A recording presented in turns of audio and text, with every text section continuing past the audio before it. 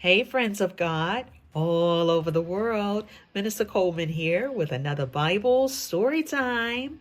Your daily dose of the Word for Wednesday, November the 5th, 2025, comes from Lamentations, the second chapter, verses 17 through 22, and is entitled The Lord's Purifying Purpose.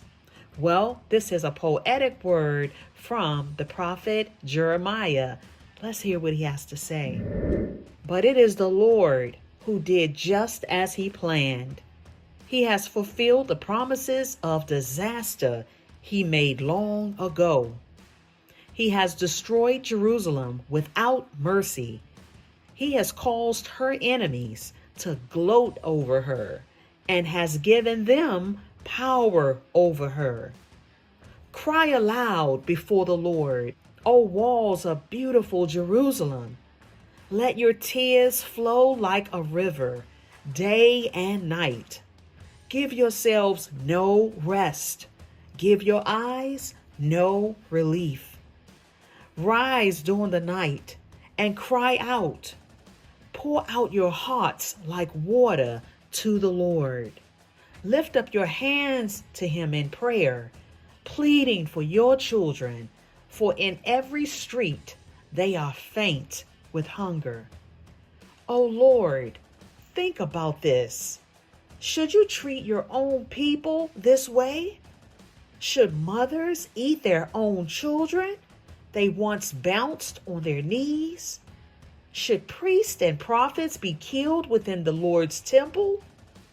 See them lying in the streets, young and old, boys and girls, killed by the swords of the enemy. You have killed them in your anger, slaughtering them without mercy.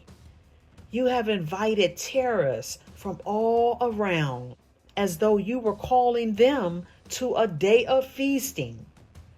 In the day of the Lord's anger, no one has escaped or survived. The enemy has killed all the children whom I carried and raised. That is the word of God. Weeping prophet Jeremiah gives to us in a poetic fashion, mourning over the destruction of Jerusalem. Saints of God, we're going to be talking about this in our upcoming Sunday school lesson on this coming Sunday, November the 9th. We don't want you to miss it. And we're giving you daily preps in God's Word, as it will help you to understand what is going on in the lesson when we debut it on Sunday. All right, take this word with you. I know it's heavy, but it's true. And the handwriting is on the wall. Let me give you the bottom line to this word. When leaders rebel against God's word, the whole nation suffers. Judah's fall, it wasn't sudden. It was a slow neglect to God's truth. God holds leaders accountable first because of their obedience or their disobedience. It sets the tone for everyone who follows. We're talking about leadership in this particular week, coming up to this lesson on Jerusalem's fall. It is not a game. If you are a leader, please align yourself with what is right.